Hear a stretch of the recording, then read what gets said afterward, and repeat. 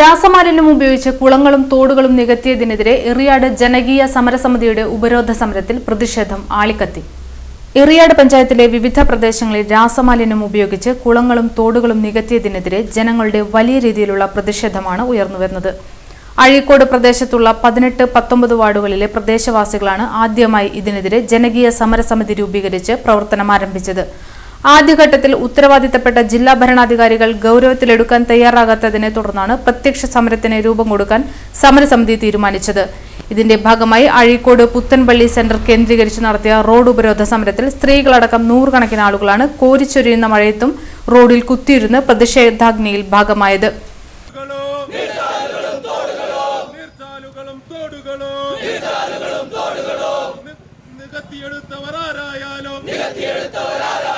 നമ്മുടെ നാടിന്റെ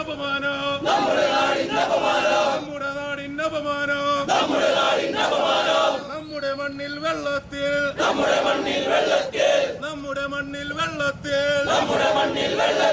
മാരക വിഷം കലർത്തി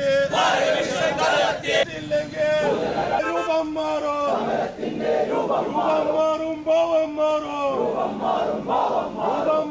ഭാവം മാറും ഇൻകുലാബ് സിന്ദാബാദ്. എത്തിയെടുത്തവരാരായും ഇൻകുലാബ് സിന്ദാബാദ്. നാടിനായി നന്മയ്ക്കായി ഞങ്ങൾ നടത്തും പോരാട്ടം ഞങ്ങൾ നടത്തും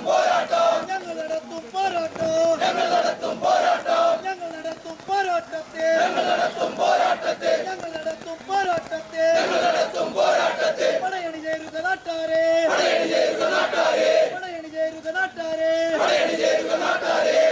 ചേരുക യുവാക്കളെ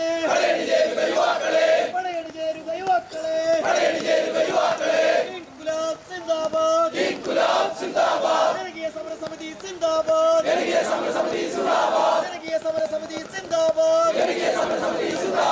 വിരോധ സമരം സിന്ദാബാദ്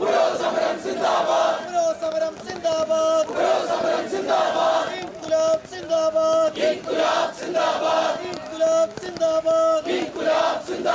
ജനകീയ സമരസമിതി സിന്ദാബാദ്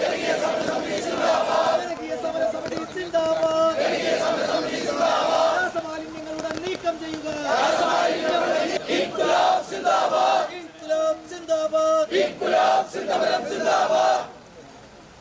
നാടിൻ ജീവിത സമരത്തിൽ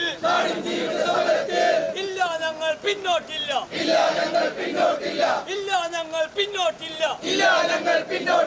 വിഷമാലിന്യം നീക്കും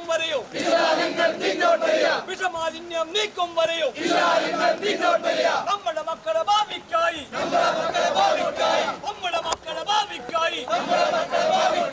ഇല്ല ഞങ്ങൾ പിന്നോട്ടില്ല പോരാട്ടത്തിൻ വീതികളിൽ കള്ളക്കേസുകൾ ഉണ്ടായാലും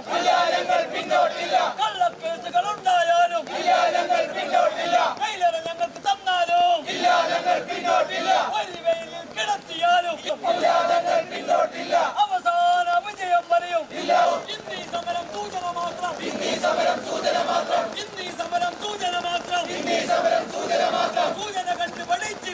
സൂചന കണ്ടു പഠിച്ചില്ലെങ്കിൽ അധികാരികളെ ഓർത്തോളൂ ആളീ സമരം പാളിപ്പടരും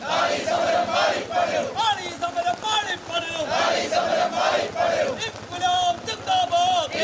കെ വത്സരാജ് MLA സമരം ഉദ്ഘാടനം ചെയ്തു.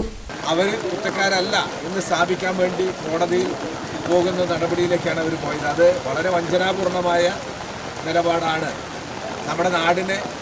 നമ്മുടെ നാട്ടിൽ ജീവിക്കുന്ന ആളുകൾ എന്ന രീതിയിൽ ഇത്തരത്തിൽ അവർ ഈ നാടിൻ്റെ പൊതു താല്പര്യം കൂടി കണക്കിലെടുത്ത് ആവശ്യപ്പെട്ട രീതിയിൽ ആ തീരുമാനം നടപ്പാക്കാൻ അവർ മുന്നോട്ട് വരേണ്ടതായിരുന്നു.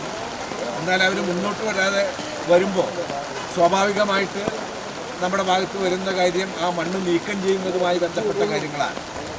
അത് ഭരണാധികാരികളുടെ ശ്രദ്ധയിൽ പലതവണ നമ്മൾ കൊണ്ടുവരാൻ ശ്രമിച്ചതാണ്. പഞ്ചായത്ത് ഭരണസമിതിയും അതുപോലെ തന്നെ കലക്ടർ മുമ്പിലും എല്ലാം അതിനാവശ്യമായിട്ടുള്ള രീതിയിൽ ഇടപെടൽ നടത്തി. അത് നീക്കം ചെയ്യുന്നതിനാവശ്യമായിട്ടുള്ള പണം കണ്ടെത്തുക എന്ന് പറയുന്നതിൻ്റെ ഒരു സാങ്കേതികമായ പ്രശ്നമാണ്. അതിനെ തുടർന്ന് ഉയർന്നു വന്നിട്ടുള്ളത്. ഇപ്പോൾ കഴിഞ്ഞ ദിവസം ചൊവ്വാഴ്ച ഞാൻ മുഖ്യമന്ത്രിയുമായി നേരിട്ട് തിരുവനന്തപുരത്ത് പോയി ഇക്കാര്യം സംസാരിക്കുകയുണ്ടായി. എറിയാട് ഗ്രാമപഞ്ചായത്ത് പ്രസിഡന്റ് കെ പി രാജൻ അധ്യക്ഷത വഹിച്ചു. എടയാറിൽ നിന്നുള്ള പരിസ്ഥിതി പ്രവർത്തകരുടെ കണ്ടെത്തലിൻ്റെ ഭാഗമായിട്ടും നമ്മുടെ നാട്ടിലെ ഇത് ആദ്യമായിട്ട് നിക്ഷേപിക്കപ്പെട്ട സമാജം പരിസര പ്രദേശത്തെ ചെറുപ്പക്കാരുടെ ഇടപെടലിൻ്റെയും ഭാഗമായിട്ട് ഇത് രാസമാലിന്യം അടങ്ങിയ മണ്ണാണെന്ന് കണ്ടെത്തുകയും അല്ലെങ്കിൽ അതിൻ്റെ ഒരു സംശയം ഉണ്ടാവുകയും 13-ാം തീയതി മുതൽ മെയ് മാസം 13-ാം തീയതി മുതൽ കൊടുങ്ങല്ലൂർ പോലീസ് സ്റ്റേഷൻ തഹസിൽദാർ അതുപോലെ തന്നെ RDO കളക്ടർ തുടങ്ങിയ ആളുകൾക്ക് വിവിധ തരത്തിലുള്ള നിവേദനങ്ങളും മറ്റു കാര്യങ്ങളും എല്ലാം നൽകുകയും ചെയ്തിട്ടും ഇതിനെതിരെ യാതൊരു നടപടികളും ഉണ്ടായില്ല. അവസാനം ഇന്ന് പഞ്ചായത്ത് പ്രതിപക്ഷ നേതാവ് പി കെ മുഹമ്മദ്, ജില്ലാ പഞ്ചായത്ത് അംഗം Naushad Karukappadath, block panchayat standing committee chairman Shihab Kavungal, Congress നേതാവ് മുജീബ് റഹ്മാൻ, CPI കയ്പമംഗലം മണ്ഡലം കമ്മിറ്റി അംഗം VA കൊച്ചുമൊയ്തീൻ, സമരസമിതി ഭാരവാഹികളായ KP പ്രജീഷ്, KG സനീഷ് എന്നിവർ സംസാരിച്ചു.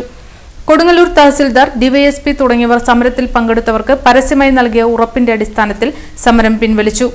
PJ Abdul Habib, KS Satheesh Kumar, KA Muhammad Rafi, KM Sadath, CK Vijayan, CK Haris, Saritha പുരുഷൻ, VR റെനീസ്, സിന്ധു സാബു, പ്രസീന റാഫി, PK ഷംസുദ്ദീൻ, അഷ്റഫ് പൂവത്തിങ്കൽ തുടങ്ങിയവർ ഉപരോധ സമരത്തിന് നേതൃത്വം നൽകി.